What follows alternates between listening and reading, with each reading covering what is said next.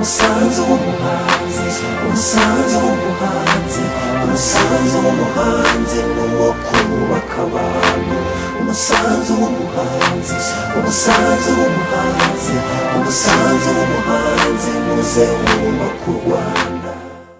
Hari ikintu Imana igiye gukorera u Rwanda. Mu gihe cyashize abahanzi nanjye ndimo ntabwo twigeze dufata umwanya nk'uwo Kizito afite uyu munsi. Twishimye cyane kubera Kizito yadusuye, hanyuma icyo namwizeza ari uko tumuri inyuma mu kubaka igihugu. Kizito Mihigo Nyagasana akugororere mu ijuru abamarayika bamanuke baguhimigisha uzakomereza. Monsieur Kizito, c'est toi qui as toujours de bons mots, on t'aime beaucoup. On ne t'oubliera jamais. Un bon message, merci de ta part. Wanuma wenziza, numa wenziza, wanuma wenziza, wini otkiwanire. I love you, Kizito!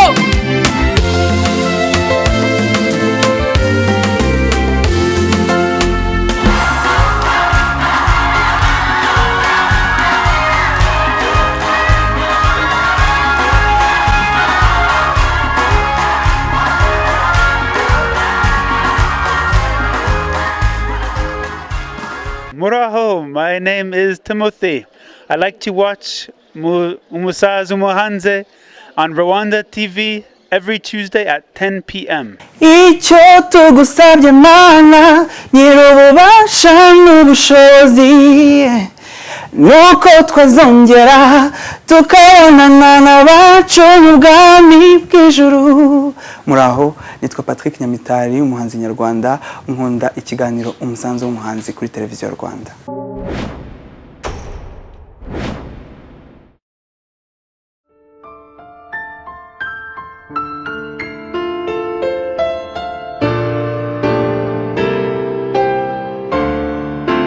Hari indirimbo bajya kuvuga ngo ntaza kuba mu mwijima sinari kubona urumuri. Wenda wasanga iyo avuze impamvu atemera Imana, impamvu zangize kwemera Imana zirushaho kugaragara. Iyo utajyaga muri kiliziya gatolika ntiwigaga, amashuri yose yari aho ngaho yari abagatolika. Rero najyanwe no kwiga. Ngeze mu mwaka wa 4 rero nutajya kubatizwa biragucikanye. Kujya impaka z'amadini rero ugashidika tukajya hehe tukajya impaka nyinshi, ntabwo ibyo bintwarira igihe, ahubwo nuko mbaho mu bukristo. Umuntu yavuga ko Imana y'abashakashatsi bashobora kwicara bagatekereza bakareba bagasanga hagomba kuba hari ahantu hatangiriye ibintu, hatangiriye ubuzima, hatangiriye uko kubaho. Abantu aho bari mu bitekerezo byabo bagenda berekana inkomoko yabo. Imana irahari, ariko nanjye nkaza kwemeranya n'uwari wese uvuga ati Imana Imana, ariko ntinzanira umuco w'abandi bantu usimba umuco wanjye. Mbese iyo urebye usanga ndi kugenda aho ngeze ndi kwemera Imana byibuze nk'uko abanyarwanda bayemeraga mbere y'uko abazungu baza. Imana nemera ko ibaho, wenda igihe kizagera umuntu areba uko yaba yumvikana, ariko yaba iriho. Yaba biriho cyangwa biriho.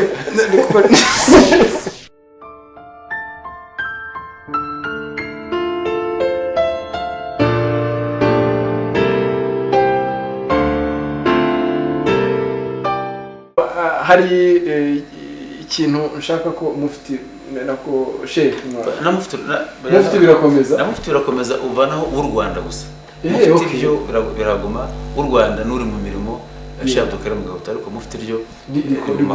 Ndagira ngo mbabwire kuva mu idini rya Islam nizihe ndangagaciro mwabonyemo zibafasha mu buzima bwanyu kubaho neza no kubana n'abandi neza, ku buryo iyo muza kuba mutarabaye muri Islam mutaza kuba muzifite izo ndangagaciro kuko mwamenye Imana, mwamenye le prophète, mwamenye umuhanuzi Muhammad, ni iki byabungiriye mu buzima bwanyu nk'umuntu?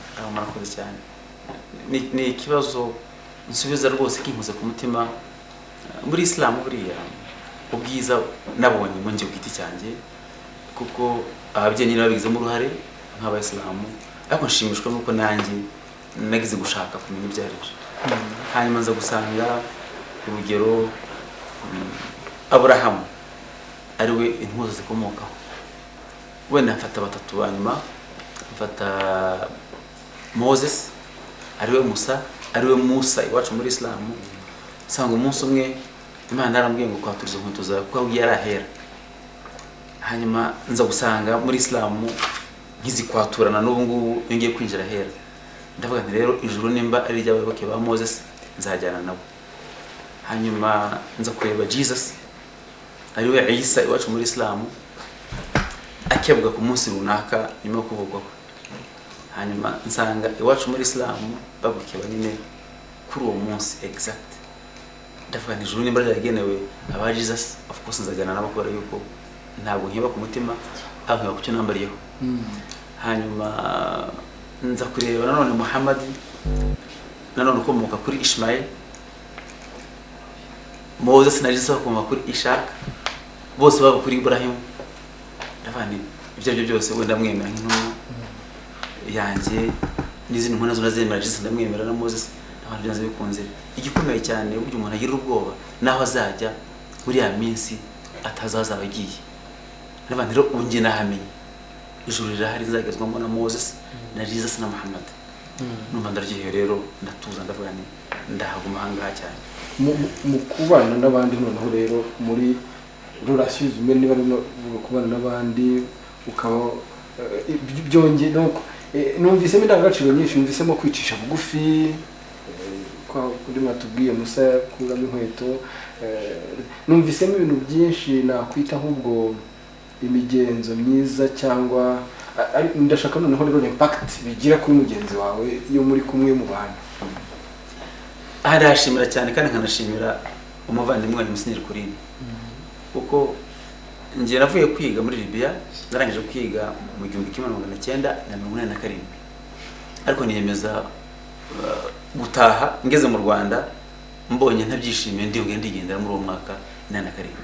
Ntabwo nari ngiye nohejwe mu buhunzi ariko ngi naravuze nti hano ndumva nta mutuzo mafite njya kuba hanze. Mba hanze jenoside irarangira ngaruka muri 1998. Mu 2001 abasilamu bagira icyizere bati umuyobozi w'umuryango w'Isilamu mu Rwanda. Nkitangira akazi maze amezi 4 gusa Musenyeri Kurini aza mu biro byanjye. Ageze mu biro byanjye arambwira ati buryo umubiri ukunda energy, umubiri nako ushaka energy. Hari ubona energy rero mu bigori ntarya umuceri, hari ubona mu muceri ntarya ibishyimbo. Ati rero n'umuntu muri we abashaka Imana ushaka kubona muri Islam cyangwa mu Kristo. Njanga rero ko yuko nzi ko ushaka Imana kandi wayibonye muri Islam nanjye nayibonye mu Kristo. Asigire reka tucyo dukorera abantu. Numva biranjoheye cyane kubera yuko burya nkunda kwigutuntu akenshi dufite uburemere bushingira ku magambo abantu bavuze. Niho nkunze kubaho.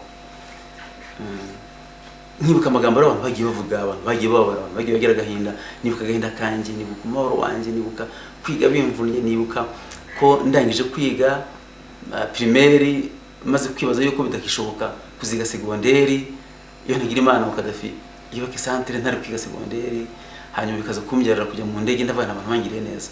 Numva nshaka gukunda abantu. Ngira Imana mbona umuntu uje kumbwira gukunda abantu. Numva rero icyo nacyo kimbere gisubizo. Nkavuga rero ikintu mbonamo gikomeye cyane mu dini ya Islam ni urukundo hagati yacu. Burya tubaho nk'umudugudu umwe. Twese turazanye mu mazina. Iyo ugeze Nyanza ukavuti umuyisilamu bose bakubwira abasilamu batuye. Nako nirwa magana bimeze. Tuzanye twese amazina. Numva byampa amahoro rero. Ariko bikamahoro kurushaho noneho nayamaze kwakira no kubana na buri wese. Hanyuma ninjye cyane babigizemo inyungu. Inyungu ya mbere nuko nkungu turi kumwe. Uri umukristo. Kandi nkunda cyane mu bakristo nkunda umukundamo bandi mu zarazo nzizi mu mutwe. Ibyo rero inyungu nabibonyemo inkingi yo kwanda hangaho bode ni inyungu ariko hari n'indi nyungu ikomeye cyane. Njye nagiye muri kuva muri Espagne ndi kumwe na Musenyeri Kurini na Father Octave na Pasiteri Karangwa Eustache. Mpamara iminsi myinshi. Ariko ikintu gikomeye cyane nabonye nageze ahantu bita madrasa. Ahantu Ubusilamu bwanyuze buhambara imyaka 600. Hanyuma buza kurimbuka neza burashira ku buryo utamenye ko bwanahanyuze. Byaranshimishije cyane. Nabashije kubona ibyo bintu byose.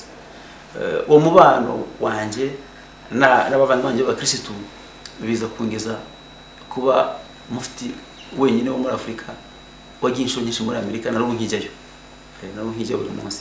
Ibyo nkavuga rero burya iyo watangiye umubano n'abandi ugira inyungu kurusha abandi ubana nabo, kubera yuko ubugize umuryango wagutse noneho. Padiri Oreste, hari ikintu nabajije mufti w'u Rwanda ubushize ubwo twamutumiraga muri iki kiganiro, mufti Gahutu, mubaza twariho tuganira kuri izi ndangagaciro tuvoma mu myemerere yacu, noneho haza kumbwira ko ngo muri Islam ngo abona hari ukuntu bakomera ku mahame yabo kurusha mu yandi madini, ati tuyakomera no mu bihe bikomeye. Nibwo noneho twaganiraga ku myitwarire y'abayoboke b'amadini muri jenoside, avuga ko muri jenoside ko abakristo twari benshi cyane kurusha andi madini, kandi natwe indangagaciro yacu ya mbere ni urukundo rwa mugenzi wacu. Buriya kuki tutazihagaze? Kuki abakristo batazihagaze kuri iyo ndangagaciro ngo babe de témoins voire même des martyrs? Donc bitangira hari mubona ari nk'iki, muraza no kutubwira namwe niba hari izindi ndangagaciro ubukristo buduha, ariko se noneho ni gute twazisigasira cyangwa twarushaho kuzihamya mu buzima bwacu no mu bihe bikomeye? Urakoze. Sinzi ko nibuze kubasha gusubiza icyo kibazo, kuko ni ikibazo gikomeye, buri kibazo kireba buri muntu n'imyemerere ya buri muntu n'ukuntu yemera koko. Abakristo bagira ngo twari benshi muri iki gihugu, n'ubu turacyari benshi. Sinzi rosansuma y'ubu ngubu umubare zerekana, ariko ndamya ko abemera Kristo ari benshi. Uhereye ku Banyagatolika ariko kuko aribo benshi mu bakristo, ukazana ku bemera Kristo bose twagera kuri 80% uko nkeka. Kandi koko twese itegeko ry'urukundo niryo tegeko rutayandi Kristo yaduhaye. Iyo twemera Kristo ngira ngo Musenyeri Corina bivuze neza, iyo urebye Kristo ari we ko idini ryacu ibitwigisha, ukareba ukuntu yadukunze, ukareba ukuntu yadupfiriye ku musaraba, nk'uko bitubwira ati nta wagira urukundo rurenze urugutanga ubugingo bwe kubera abakunda, kubera inshuti ze. Natwe tukaba tudashobora kugira urwo rukundo nk'urwe, ni ikibazo gikomeye. Ariko nakubwira ko intege nke za muntu ziriho koko, ntabwo abantu bose bahabwa iyo ngabire y'ubumatiri yo kwitanga kugira ngo ukize abandi. Ariko ndahamya ko nubwo abakristo babaye benshi, babaye umubare munini mu bakoze jenoside, nakubwira ko habaye n'umubare munini nanone w'abakristo bagerageje gukiza abandi kubera ko ari abakristo.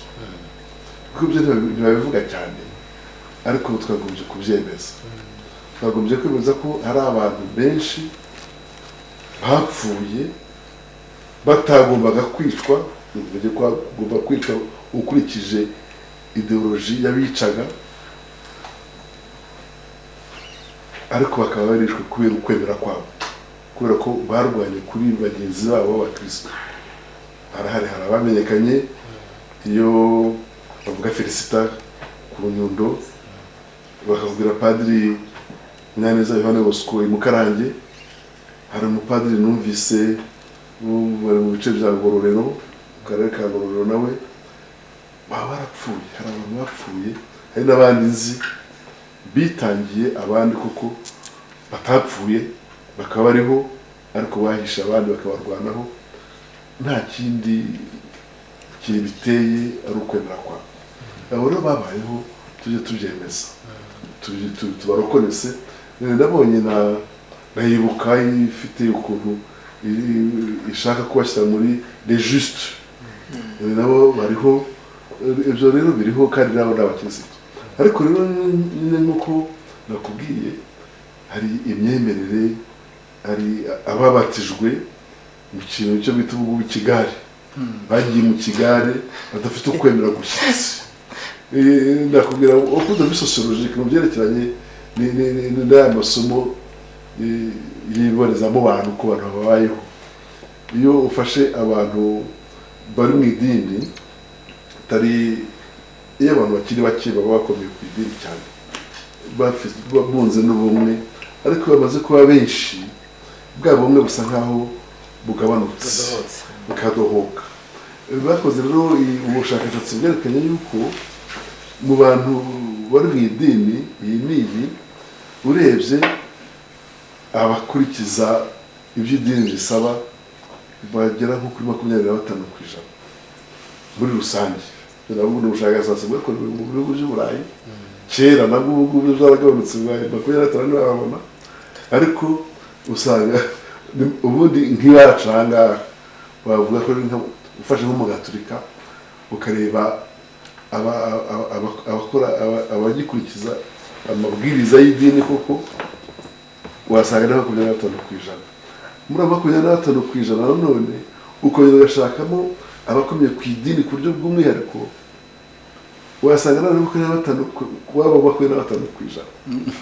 Abo usanga nibo babita les fervents, abakomeye ku idini, abakristo b'idini. Abo ngabo rero uko uti abangabo koko babaho bakurikije indangagaciro idini ryabo ryigisha. Akabaho abandi bakristo bakiriza Gatolika duhura kuri Noheli no kuri Pasika bambaye neza, bikaba iyo ni benshi cyane. Ubwo rero ni ukuvuga yuko niyo mpamvu kwigisha bihoraho, hakagira rero conviction, ibyo kugira ngo imyemerere koko uvuga uti ndabyemeye nabyitangira, abangabo rero bakaba bakeya. Iyo bigezaho ubuzima bw'umuntu, aho ugezeho bagatanga ubuzima, kuko mu Kiliziya Gatolika twemera ko kuba gupfira Imana ari ingabire. Ntabwo abantu bose bamagana gupfira Imana, ni ingabire. Abantu benshi bagira ubwoba. Nakubwira ko Abanyarwanda tugira ubwoba kurusha abandi, nubwo twandi ntari ku rugamba, ariko tugira ubwoba cyane. Ugasanga yuko kugira ngo uzitandukanye n'abandi ikintu cyemewe na benshi, uvuga uti ndakeretse bigusaba ubutwari budasanzwe. Ibyo rero ntabwo bitangaje, nta nubwo byabaye mu Rwanda gusa kandi bifashe n'amateka y'isi, ukareba n'intambara y'isi. Iyo bakubwira jenoside y'Abayahudi yakozwe n'abantu bari abakirisitu, simvuga mu Budage gusa, iyo ugiye mu Bufaransa ukareba amategeko yagiyeho bafata abantu babajyana babadeporte, harimo abakirisitu, ariko n'abandi barwanye kuri abo bantu kubera ukwemera kwabo, baranabizira. Numva rero ko biterwa n'imyemerere, ntabwo wabasha kuvuga ngo biri ku gipimo iki n'iki, icyo gipimo kiragoye kugira ngo uzakigere. Gerard, ufite icyo ushaka kutubwira kuri ibi byose umaze kumva, ariko numara kukitubwira unatubwira indangagaciro wowe wambwiye ko umuco nyarwanda uri mu bituma udafata idini. Mu muco nyarwanda ho hari indangagaciro zirimo zishobora gutuma ubana n'abandi mu mahoro, noneho idini rikaba ryazikubuza. Zirimo kandi wa mugani ndi buzigaruka, ariko reka se gusubira inyuma gato kugira ngo ngaruke kuri iki kintu. Iyo haje iki kibazo cya jenoside n'abakristo, wenda n'abayisilamu mu buryo batanayibonetsemo cyane, cyo numva hari icyo kivuzeho, nanemera ko ari cyo. Ngo burya binaterwa n'umubare w'abantu bari bahari. Abakristo bari benshi, niho bagaragaye cyane, baragaragara cyane. Ndahamya ko icyo koko kirimo, na wa mubare munini ugatuma abantu ari bagaragara kurusha abandi. Icyo ni ikintu gifatika. Gera rero nigarukiye njye mpita ahubwo mfata yindi birebana n'amadini ya kizungu cyangwa yaje azanywe n'abazungu, kabigereranya n'umuco, nkabona iki kintu ahubwo ko ari cyo cyatumye jenoside iba, ndetse abantu bagakora jenoside kandi bitwa ko ari abakirisitu. Kuba amadini yaraje kigiye gukurikiraho, nicyo ngiye kuvuga. No kuba amadini yaraje kirimo gengiha n'imbaraga nyinshi. Ndatanga impamvu.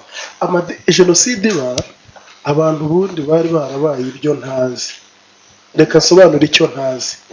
Ni ukuvuga ngo nahoze mbabwira ko nemera ko kwemera idini ry'ahandi ari ukwemera umuco w'ahandi, ukaranduka muri wowe, mbese ukaranduka mu byawe. aya madini rero aza yadukuye ku muco, ku migirire n'imihango no kubahana byari bishingiye ku mibereho yacu ya kinyarwanda. Dusa nk'abaye transpose, nk'abagiye kujya mu bundi buzima, ariko kuko atari gakondo ubundi bivuga igishinze imizi muri wowe, kuko atari ibintu bishinze imizi muri twebwe, turareremba. Ntitwaba abo dushaka kubabo, kandi ntitwakomeza no kuba twebwe. Ubwo rero twari tubaye ibyo ntazi. Rero iyo umuntu ari icyo ntazi, urumva ashobora gukora ibintu byinshi. Sinzi niba umva iyo kuvuga ngo atazi ibyo arimo rero. Yes, ni ukuvuga ngo ntitwari tukiri abo, ntitwari tukiri twa. None se koko amadini ya gikristo aza mu Rwanda bwa mbere, ngira ngo ni Gatolika yabanje, se yagerageje gukata iyo mizi y'umuco. Urakoze cyane. Reka ntange urugero rumwe. Ni urugero wenda abanyarwanda benshi badakurikirana iby'amateka batazi, ariko nizera ko bahita bumva. Nka Kiliziya Gatolika wenda tuba ariyo duheraho kuko ariyo yatangiye. Nzi ko abari hano bayirimo ibyo ni abantu bari intellectuel, icyo nta kibazo bibateye. Ikiza nko mu Rwanda habaga icyitwa ibirori by'umuganura, hakaba icyo twitaga icyunamo cya Gicurasi. Icyunamo cya Gicurasi ibyo byabaga mu bwiru bw'abanyarwanda. Ibyo bintu bikaba abiru bamaze gucibwa, icyahise kibaho ni uko ibyo bintu byahagaze.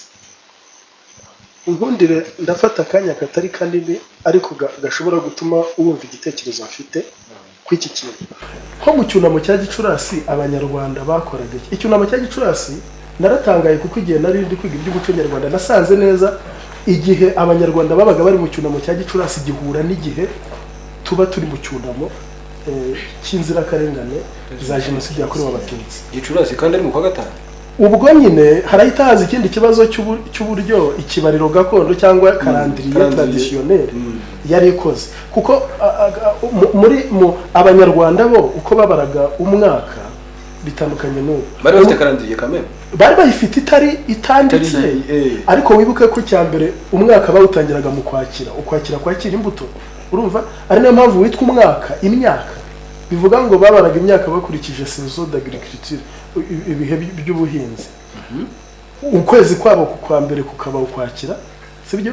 Ubwo wenda reka icyo nkihagarika icyo kwakira imyaka, kwakira ubutaka bwakira imbuto. Aho wenda nagira ngo se nk'uvuga icyo ukwezi rero. Iyo bavuze ukwezi nabwo ntabwo buryo ukwezi ari le mois, ahubwo ni linezo, kuko bo babaraga ukwezi nanone bakoresheje imboneko z'ukwezi. Ni nayo mpamvu kwitwa ukwezi. Bo ikigaragara ko bari bafite karandiriye nuko bagiraga imihango kandi ngarukamwaka, byumvikana ko kandi iri periodique, byumvikana ko nyine bari bafite ibyo baheraho. Bikumvikana? Bo icyo aho rero reka nigarukire kuri Gicurasi rero iyo urebye nicyo bavugaga biragoye kuko abantu bakumva ko ari kwa gatanu, ariko sibyo. Wenda nubwo tutabibaze, uramutse ubibaza ukurikije ibyo tuvuze, ariko icyo nshaka kuvuga ni iki cyantangaje kuri Gicurasi. Icyunamo cya Gicurasi cyabayeho gite? Ni ukuvuga ku ngoma y'umwami witwa Ndahiro Cyamatare, ari we se wa Ruganzu Ndori, wenda abantu bazi cyane. U Rwanda rwa abanyabyinshi bafatanyije n'abanyabungo bateye u Rwanda, bica umwami, bica umugabekazi, bica umwamikazi, abana bose b'umwami barapfa, harokoka Ruganzu ahungira i Karagwe. Hashira imiganura 11, ni ukuvuga ngo imyaka 11 u Rwanda rwarubamye, rwarazimye, mbese rwarapfuye. Nibyo ijambo ryiza ryakoreshwa. Nyuma y'imyaka 11 Ruganzu yaragarutse. Abigeze bumva intambara Ruganzu yagiye arwana, ntabwo we yari annexion gufata ibihugu byigarurira, ahubwo hari ngo nka reparation, yari nka resurrection y'u Rwanda, yari arimo azura u Rwanda. Amaze kuruzura, imihango irongera ko muri tradition orale, mu bitekerezo by'abanyarwanda, witwa Kavuna ngo yagiye kumusura yamubajije uko bimeze, ababwira ati inkoko ntizikibika. Ubwo ni muri icyo gihe inkoko ntizikibika, inkoko kazi, isake ntizikibika, inkoko kazi ntizitera, inka ntizikamya ati ngwino wubura u Rwanda rwarubamye. icyo ashaka kuvuga nuko kuvugeza icyo gihe Ruganza agarutse nyuma y'imyaka 11 hagiyeho gahunda yo kujya hibu igicyunamo cya Gicurasi cyamaraga iminsi n'ubundi ijya kuba mu ijana. Icyo cyunamo nta bukwe bwabaga, nta bintu bindi byabaga, ingoma ntizavugaga, zabaga ziziritse. Ofete hariho icyunamo. Icyo cyunamo ndagira ngo mbabwire ikintu cyigishaga abanyarwanda gikomeye. Mu mwuka umwe, bari mu mwuka umwe, babaga bibuka yuko u Rwanda bari mu bwo barufite nk'impano. Nta muntu ufite u Rwanda nk'urwe. Nta kuvuga ngo jye n'urwanjye nige warubanjemo nka bya bindi byatumye jenoside bawe ntitwarubandamo, ahubwo bibukaga yuko u Rwanda bose bari bararwambuwe, Imana y'u Rwanda irarubasubiza ku buryo barufite nk'impano. Muri uwo mwuka umwe hari imihango yakorwaga bakavuga bati igihugu ni icyumwe ni icyayuhi, urumva utanga uburumbuke n'ibindi. Icyo ashaka kuvuga rero ikintu gikomeye, urumva yuko uwo mwuka wo muri Gicurasi watumaga abantu bumva ko ari bamwe, buri wese yumva ko nta usumbye undi Ubunyarwanda, ahubwo icyo uracyumva neza. Icyo ashaka kuvuga rero, igihe amadini yazaga rero, wenda reka mvuge Eglise Catholique niyo yabikoze, ariko n'irindi ryari kuyitanga ryari kubikora. Mbese ubwo aho bamwe batiha Kiliziya Gatolika, kuko idini ryo ryose iyo havuzwe iby'umuco n'icyo akenshi bahita babihuza n'ubupagani n'ibiki.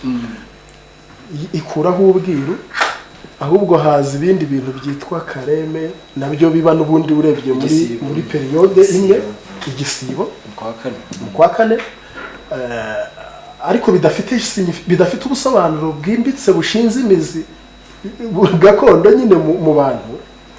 Noneho icyo nshaka rero kurangirizaho, nashaka kuvuga uhite ucyumva, nuko igihe jenoside yabaga, no kuvuga hashize imyaka 100, hafi y'imyaka 80, iyo mihango ivuyeho, nibwo noneho jenoside ije. Ni imyaka irengaho 100 nibwo jenoside ije. Icyo nshaka kuvuga bivuga ngo cya cyunamo cyarahagaritswe, ubusobanuro bwacyo ntibukiri mu Banyarwanda, binjira mu bindi bintu bidafite ubusobanuro muri bo. Bikumvikana neza exactement. Je nkeka ko twagombye kumva ko ari n'isomo hari nyine twagombye kwiga neza. Muri cya gihe babaga bari mu mwuka umwe, noneho jenoside iraba. Bivuga ngo igihe jenoside yabaye ni igihe ubundi ahubwo itashoboraga kuba, ni igihe abantu batashoboraga no gutongana. Ni kuvuga ngo muhango ukina mu Gicurasi yo gumaho ntago bari gutinyuka, byashobokaga. Ni igihe batashoboraga no kurebana nabi no gutongana ahubwo.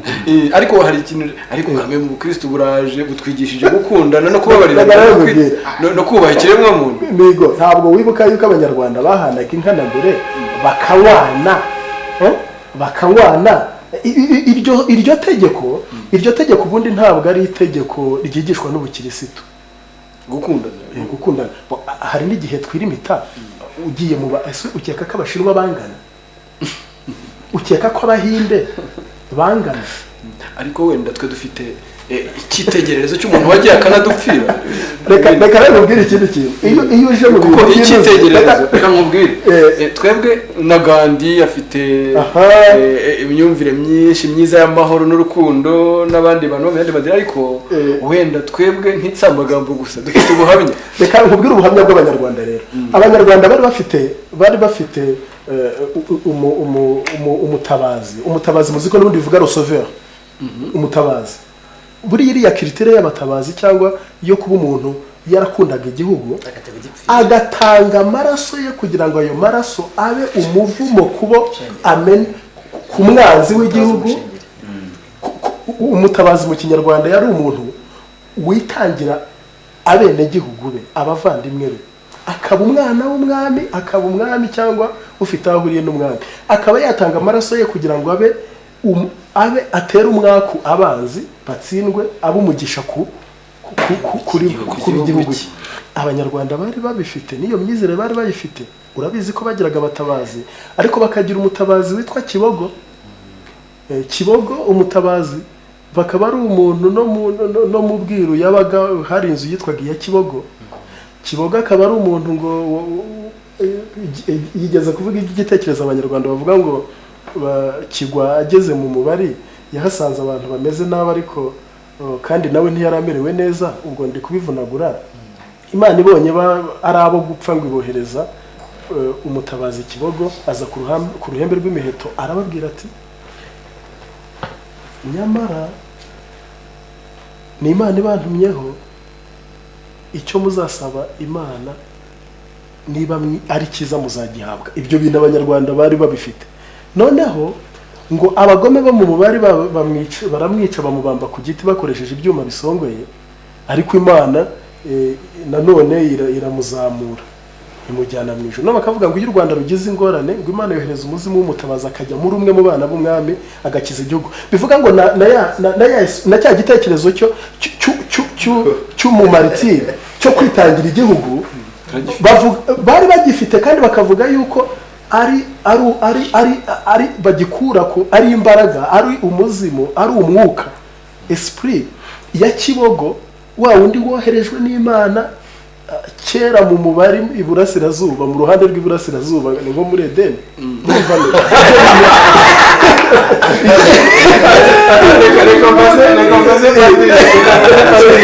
mu mubare ni hehe?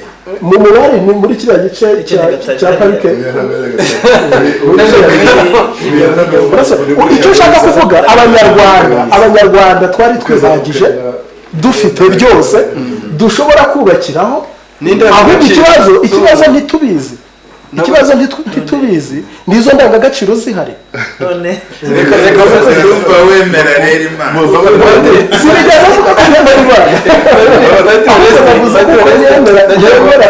Padiri rero turagira icyo avuga kuri intervention ya Gerard, ariko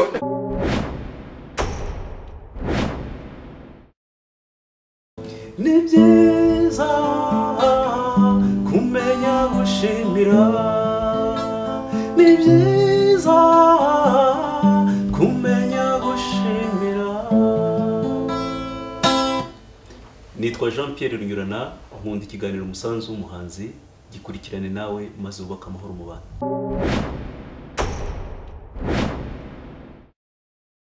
Padiri hari ikintu ashaka kubivugaho, hanyuma nanjye buri wese ashaka kuvuga, ariko ndashaka kumenya Padiri, ese koko ndashaka kumenya ese koko Kiliziya Gatolika yarajirandura imizi y'indangagaciro y'Ikinyarwanda, hanyuma ese koko umukristo nta ndangagaciro zinyongera bwazana mu buzima bw'umunyarwanda atari afite mbere?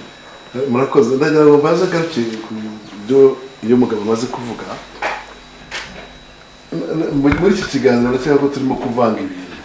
Turavanga ibintu dushaka gusobanura ku buryo bwa gihanga, ku buryo naregiye kuvuga scientifique, tukavangamo n'ibindi nakwita mythologie, ibyerekeye mythe fondateur, ibintu bituma bisobanura uko igihugu cyabayeho, mbese ibyo abakurambere bacu bishingikirijeho, ibitekerezo bishingikirijeho n'uburyo bagiye babishyira mu mvugo bashaka kwerekana ubumwe bw'abanyarwanda, ikintu kigomba gutuma umuryango nyarwanda ubaho ukomera.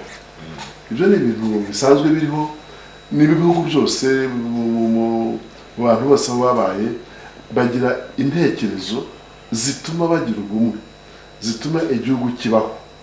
Ibyo yatubwiye ni ibintu koko byabayeho, ariko ni ibitekerezo, ntabwo wavuga ngo ni vérité historique, ntabwo ya récit de la création twavuga, ni intekerezo zabayeho.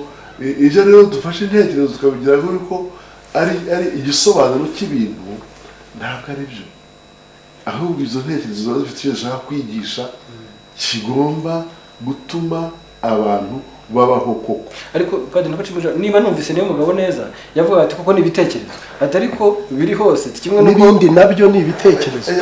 Ntabwo bivuga nyo, nuko yavuze ngo iyo tuza kuba twarakubye aho ngaho na jenoside ntiba yarabayeho, wenda ibitarabayeho muri icyo cyunamo cya Gicurasi, ariko ukuntu yateguwe noneho gukurikije noneho ibikorwa bifatika byabayeho mu gutegura iyo jenoside no mu gushishikariza abantu kuyikora, mu kwigisha, noneho mu guhanagura mu banyarwanda ubwo bumwe bwabo.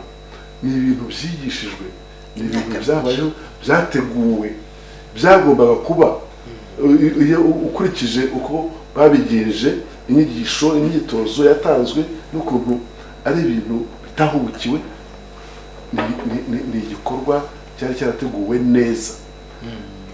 Iyo wenda yavuga ati kuki abanyarwanda twataye umuco tugata ubuvandimwe. Uribuka yuko mu Rwanda abazungu baza basaze u Rwanda nubwo barimo ibyo byiciro bitatu by'abahutu n'abatwa n'abatutsi ariko icyari kiriho mbere na mbere ni umunyarwanda. Ibyo ni ibintu dusangaho niyo babaga bagiye gutera bagiye kwagura igihugu bagendaga n'abanyarwanda n'abahutu n'abatwa n'abatutsi icyari imbere icyazaga imbere y'ibindi ni ubunyarwanda kugira ngo noneho hazemo amacakubiri mu banyarwanda byatangiye ryari. Ibyo noneho tuvuge ibintu twe kujya mu bitekerezo bya kera kuko dushobora kureba igihe amacakubiri mu banyarwanda yatangiriye. Urasanga amacakubiri mu banyarwanda yanga y'ubuhutu n'ubutwa n'ubututsi byatangiye muri 2024-2026 yaratangiye kubaho icyo bita reforme administrative. Ibyo ngibyo ni ibintu compedate ushobora kuvuga uti dore uko byatangiye dore uko byaje dore ukuntu abantu bagiye bicamo ibice. Noneho ukazana n'ibyo mu kazi ibyo byabandi bavugaga ngo akazi gafitiye igihugu akamaro byabayeho bashakaga muri homme valide umuntu w'umugabo washoboraga guhagararira abandi. Wabyara abana benshi we ntibajyaga no ku kazi kuko woherezaga abahungu bawe kuguhagararira ibintu nk'ibyo. Ariko ibyo bitera ibibazo byinshi. Ibyo biraza rero bikaza kugeraho no muri 59 ntabwo yaje guyikubita aho ngaho gutyo. Byatangiye muri za guhera icyo igihe batangiye gushyiramo no kwandika amoko mu bitabo bahereye ku mutungo umuntu yari afite muri 32-33 bikomeza bityo. Ibyo rero ntabwo bizera bishyira mu ntekerezo za kera ni ukuvuga ibintu by'amateka. Hari amateka agaragara afatika turashobora gushingiraho tugasobanura ibintu. Ntabwo jenoside kuvuga ko ari wenda nka abanyamadini ari amadini yabiteye ntabwo ari byo. Erega nuko mushaka kuvanaho responsabilité y'abanyapolitiki tutandukanye. Amadini aza kuvuga ubutumwa bw'Imana n'abanyapolitiki bashobora kuba banafashije amadini. Ibyo nabyo byashoboka. Aho ngaho rero aho niho hakomeye kandi ukuri. Aho niho ukuri tugomba rero ntabwo ari amadini yavuze ngo bigende gutya ahubwo abanyapolitiki bafashije amadini noneho baza kugira ku nyungu zabo bwite zatushanye kuri jenoside. Dutandukanye nibyo koko nka Kiliziya Gatolika yo yaraje mu Rwanda uko yaje sirakubwira ko yaje itegeka kuko iza ku gihe cy'Abadage nta nubwo bari bayishyigikiye cyane. Kiliziya Gatolika yaragize imbaraga guhera muri 22 igihe cya Monseigneur Classe. Icyo gihe twabishyira iza kugira ibara Monseigneur Classe abajyana bigeza kuri vuza umwami Musinga bamunyaga bakamuca bakimika Rudahigwa. Ibyo ngibyo hari abantu bo muri Kiliziya Gatolika kuko bagize uruhare politike. Njye rero ntandukanya activité politique y'abantu bamwe bo muri Kiliziya Gatolika n'amahame y'idini yigisha. Aho niho nshaka kugaruka mu nsubiza ikibazo gihe nabanje kitaraza. Abafarisayo bari abanyedini kugeza ubwo Yesu yavuze ngo mujye mwumva ibyo bavuga mugakurikize ariko bari abanyedini n'abayobozi. Hari ikibazo ntarasubizwe wenda kwa Rutinduka aramfasha idini amahame yayo idini rya Gikristo cyane cyane ko ari ryo turimo tuvuga ko ryabanje mu Rwanda rya Gatolika n'Abakristo bose. Nyine kuko Gatolika ubwo yose idini ngira ngo ni confession imwe muri Christianisme. Donc ubukristo ko bwaje mu Rwanda nk'idini rya mbere rigasanga nyine iryo rya gakondo. Ndashaka kumenya indangagaciro les valeurs zazanye christianisme yazanye noneho zikaba akarusho ndimo ndatekereza ubushize mu Bufaransa hari umusenyeri twaganiriye witwa Musenyeri Leonard Musenyeri wa Bruxelles ambwira ati kiliziya mu Bubiligi nako Musenyeri wa Bruxelles ambwira ati burya ubukristu ni idini rishyigikira gender uburinganire asobanurira ukuntu Yezu ari we muntu wa mbere wanze ko barapida umugore wakoze icyaha kandi ubundi byari ibintu bigomba gukorwa mu mategeko y'Abayahudi no muri Daratoha ari ibintu byanditse nize ndagaciro bene izo ngizo zaje zikamenyongera mu muryango nyarwanda bigatuma umuryango nyarwanda ndatembera mu myumvire urakoze ariko ndagira ngo wenda nshingiye ku byo yavuze ndagira ngo ubundi igitekerezo cyanjye ngendeye ku muco atwigisha ni byiza kandi umuco w'igihugu ndagira ngo agetera intambwe noneho urebe wenda nk'ibyo Yezu Kristo yaje kwigisha yashingiye ntabwo mwemera reka wenda ngendere ku Yezu yakoraga Yezu nk'umuntu wenda Yezu yakoraga uko yabayeho kamwe mu buzima bw'ikoma yabayeho wavuze cyane ibyerekeye umuco w'igihugu ni byiza gutabarira igihugu urukundo ibyo ni byiza ariko noneho nkatwe hari ikintu ntabwo tuguma aho ngaho gusa dutera intambwe noneho itujyana ku Yezu Kristo umucunguzi wacu ikintu yatwigishije ati nimukundane kuko nanjye nabakunze igihe umuco w'igihugu nabyo uzabisangamo nk'uko umutabazi wawe ajya gupfira abandi akajya agapfira igihugu amaraso ye akaviramo umutsindo igihugu aho ngaho kugerekera urukundo niyo Yezu yafashe iryo tegeko noneho ati niryo tegeko risumba andi mategeko yose kandi yabwiye intumwa ze mu Ivanjiri ya Yohani biragaragara ati icyo bazamenyeraho ko muri abigishwa banjye ni urukundo muzamufitanye niyo mugabo ati twari turisangamo cyane aho nibyo mu muco nyarwanda turibana rwose ariko ntabwo nabyemeza ko ariko bimeze umuco nyarwanda twarakundana nk'abanyarwanda ariko nubwo dufite urukundo rw'abantu bose kumva ko umuntu wese ari kumva ko abantu bose ari abavandimwe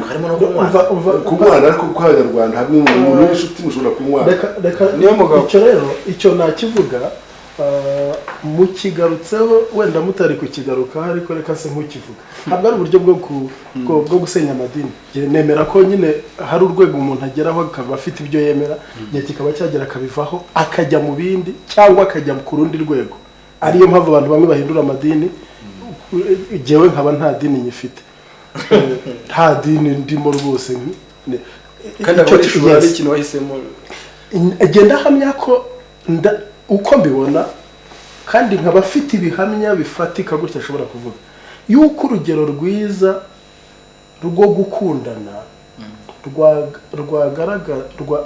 rutagaragarira mu banyamadini kuko icyo kintu avuze ngo bigishijwe gukunda abantu bose usanga idini iyo rivuze mwene data riba rivuga uwo mu idini ryayo buretse ihangane ushobora wowe kutemera ko ariko bimeze ariko abumva benshi bakaba bazi ko ariko bivuze abumva rwose badukurikiye bakaba bazi ko iyo uvuze mwene data uba uvuze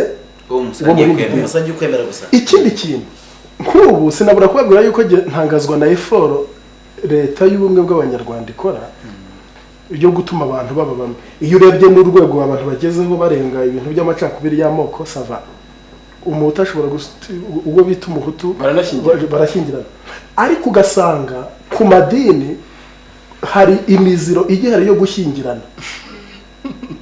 umwe cyangwa bwanaba kubera wenda kana muri sorevera rezo sotesi hari igihe urukundo ruzamuka niko babivuga undi we ntiyite kw'ibyo bagatanga ibihano abandi bakabahagarika abandi ntibabutahe umuntu akaba yagira ubukwe bw'umuvandimwe ntabutahe kuko batari mu idini murumva iyo levo y'amacakubiri ahubwo yazanywe n'ibintu byitwa amadini imyemerere ariko ntuko muri rusange mbabarire ntabwo nabyemeza muri rusange mbabarire reka padiri agire wenda icyo nshaka kuvuga nanjye ndabaha ijambo ndemera ubwo ntibiba rusange ariko nanone ntimumpakanire ko hari n'amahame ibyo bita fundamentals ibintu by'amahame y'amadini ashobora kuba yemera ibyo bintu. Oya, icyo ntibugihakane wenda iryawe ntiribyemera birashoboka, usibye ko nawe wareba yasanga icyitwa idini ndakizi, kigira uko kiyumvamo abantu bacu. uretse gakeya ikibazo kiri ahangaha mutarimo kumvamo umuvandimwe wacu uko amadini arushaho korohereza abantu kugera ku bibi bashaka kugeraho, ariko akomeza gutakaza agaciro mu myumvire yose nk'abangaba. Ikintu cyakira nk'ukuri tuvuga urugero kandi azivuga ku mpande zombi nuko twayiko wenda ari ubukirisitu kandi ngende mu Islam. Buryo umugani ugira agaciro nyuma y'imyaka runaka 50 cyangwa 100 ariko hagaragaye ibyo uwo mugani koko washatse kuvuga. Twamye tubyumva no twacyabyumva ko kiriziya kwikirazira. Ariko nk'uwo musore iyo yumvishe yuko icyunamo cya Gicurasi iyo kigumaho muri aya mezi wakozemo jenoside bitari gushoboka, uwo mugani aho agaciro akavuga ati ibyacu byiza byera bifite icyubahiro barabirimbuye, niyo mpamvu twashe kwicana. Hakaza kuza nanone imyitwarire y'abanyamadini ubwabo babeshyera idini barimo gukorera inyungu runaka zabo bwite cyangwa se zibyo ashaka kwigezaho. Nk'urugero rworoshye cyane nka Koni, amategeko 10 y'Ikirisitu avuga yuko ashaka ko amategeko yarateye ku Buganda so kuri arabizi ko abeshya, ariko akaza kuma guca amazuru y'abana, gufata abagore ku ngufu, gufata n'akashya mu gisirikare n'ibindi nk'ibyo ngibyo.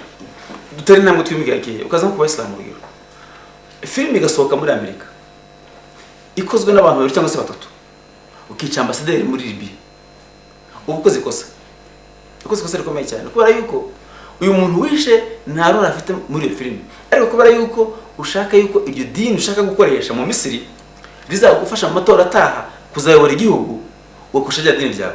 Uko rero amadini akomeza korohera abakoresha nabi, niko zakomeza gutakaza agaciro mu mutwe y'abantu. Wavuze ko ubushakashatsi bwagaragazaga yuko 25% ari bakurikiza idini. Abana yakubwire ko ubu ngubu ntangaha bimaze kuba munsi y'10% muri ibyo bihugu byateye imbere. Nta kindi kibitera nuko abantu bakomeza nta kindi kibitera, abantu barakomeza kureba uburyo idini rikoreshwa nabi rigatuma abantu bakora ibintu bidashoboka. Hano mu urugero umuntu ashaka kuvuga ngo amadini ntabwo yagize uruhare muri jenoside, byaba ukwibeshya. Iyo amadini atorohera jenoside ntiyari kuba itorohera abayakoresha, iyo atorohera abayakoresha. Kuko urugero ni ufasha abantu ukavuga uti Imana yabatanze, ugafata umurongo muri Bibiliya ubyemeza, wa muntu w'injiji ugomba kwitwarira igari wowe kandi ugamije kuzafata intebe no kwigiza aho ushaka kwigizayo abyumva ryo. Ni nako binameze nanone muri Al-Qaeda. Ndavuga ku marezo migiye ngo byashe kumvikana neza. Muri Al-Qaeda Osama bin Laden hari imiryango 3 ikomeye muri Saudi Arabia. Hari abitwa Ali Saudi, n'ubwoko bw'umubyeyi Saudi bagomba guteka igihugu. Hari abitwa Ali Sheikh bagomba gukora amategeko y'idini. Hari abitwa Al Laden bagomba gukora ubukungu. Abo ngabo rero ku nyungu zabo babona ko zigiye guhungabana bagatangira umutwe bakoshingira ku dini bakaza kubyita idini, ariko mu by'ukuri ari inyungu runaka bashaka. Ibyo rero iyo mubyemeye ari naho nanjye nemeranya na mugenzi wanjye ko ntashaka kwemera yuko idini ya Islam yagize uruhare mu gutunganya Abayisilamu mu burasirazuba bwo hagati. Ubukristo bwatunganyije Uburaya n'icyicaro kikabiroma, hanyuma n'Ubwisirayeli bwatunganyije bukaba buha ubutwari Abayisirayeli kuba birwanaho. Byose bihurira i Kigali ntibigire icyo bingezaho, ntabaranye byemera. Sinabyemera ibyo bintu. Niba ngo rero ukukorohera amadini afite korohera abantu bakora ibintu bibi, nibyo ririmo gukomeza gutuma abasore nk'abangaba babyiruka badashaka amadini. Nkavuga nti rero idini ryanjye rimfashe gukunda igihugu cyanjye n'umuco wanjye n'abavandimwe banjye kurusha ibindi byose. Murakoze kutubwira icyo mutekereza kuri intervention ya Gerard. Padiri nawe hari icyo ashaka kubivugaho, cyane cyane hari havuga ko mu madini hari amacakubiri cyane asa nkaho afavorizwa nyine n'imyumvire y'amadini cyangwa n'amahame yayo kurusha usanga ahubwo hakirimo menshi kurusha yari mu Banyarwanda bitewe n'amateka yabo. Ndashaka ku kibazo babashije cy'indangagaciro nk'ubukristo bwongereye ku Banyarwanda. Indangagaciro mbona ikomeye nubwo ndagaruka ku rukundo kuko ari nacyo gitandukanya ubukristo n'idini y'Abanyarwanda ya kera.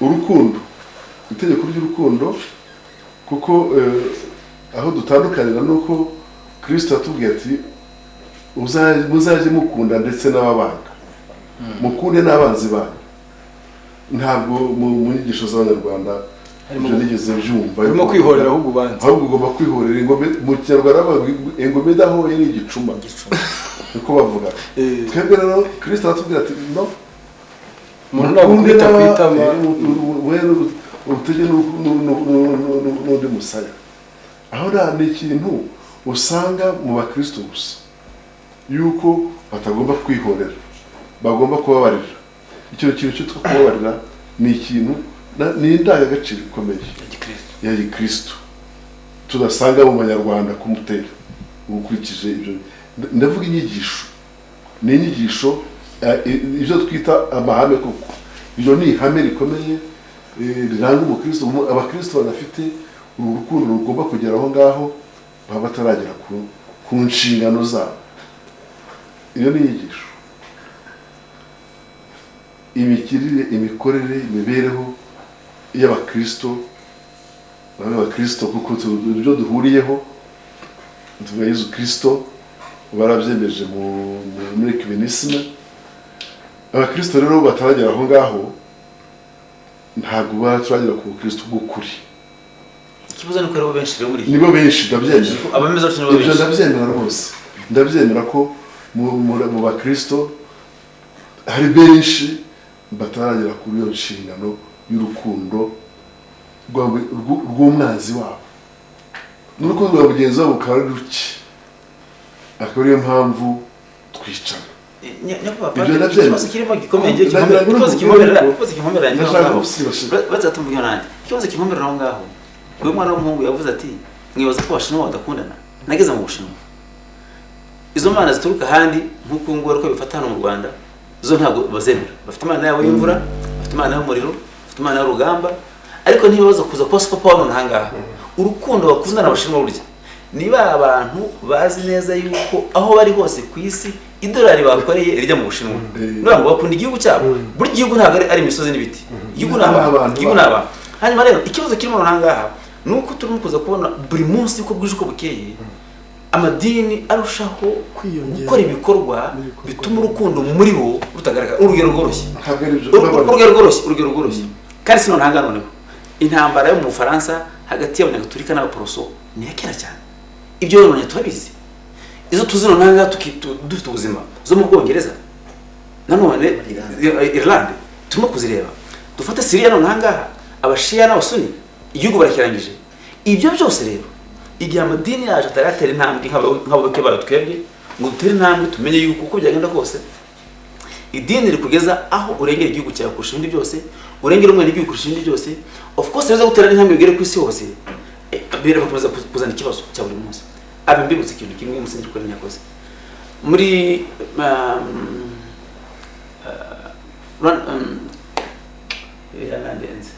iyo ugize ibintu nk'ibyo ngibyo bikabigeza n'ibindi Interfaith Commission Rwanda Interfaith Commission Rwanda imigani nk'iyo ngiyo y'ubugome yuko ingoma idahora ari ibicuma nibyo yatwigishije bwa mbere tujya mu Bugesera dutera ibiti bitatu akita icy'umuhutu icy'umututsi n'icy'umutwa hanyuma arabisobekeranya ibyo biti ubona nangaha byabyaye umunyinya umwe iyo ngiye kusura ndagana nkabusura ni ukuvuga ngo byarakoze hano kurwibutso rwa jenoside hariya Nyamata ni ukuvuga ngo iyo nk'iyi ngoma iriho nangaha ihora u Rwanda ntituba turufite bivuga ngo mu mwimerere wacu nk'abanyarwanda guhora ntibirimo ahubwo twabyigishijwe n'abantu muri iki gihugu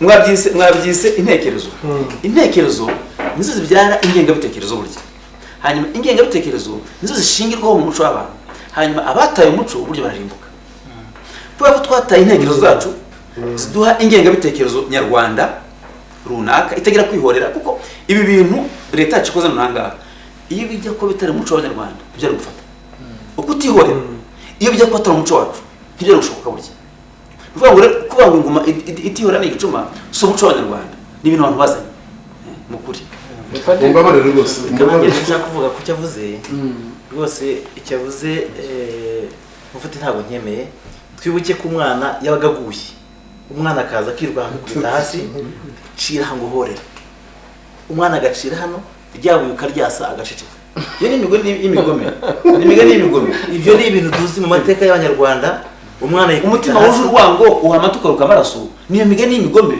twabonye mu myaka izwi guhererekana na kabiri ibyo ariko ariko guhora byazanwa n'abantu ntabwo ari iby'Arwanda biriya ntabwo ari iby'Arwanda kuko iyo guhora bijya kuba gakondo yacu ubu nanga tukaba tutarahoye nk'abanyarwanda nta kwihora guhari ntabwo byari gufata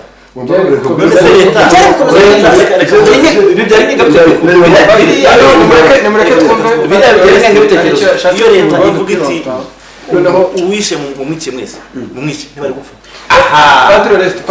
leta yabyanze rero kubera ko leta yabyanze nibiraza ko mu muco w'abanyarwanda guhora ntabwo byari birimo ahubwo twarabizaniwe turabimira turabikoresha tubibyaza imigani y'imigome wowe uvuze wonyine uroroshye cyane noneho umugani witwa ngo umutima wuje urwango uhamatuka rukamaraso si imigani y'imigome se bitegura abantu kuzica abandi imigani y'imigome ndashaka kumva Monseigneur reaction yacecetse cyane sinzi ikintu ari gutekerezaho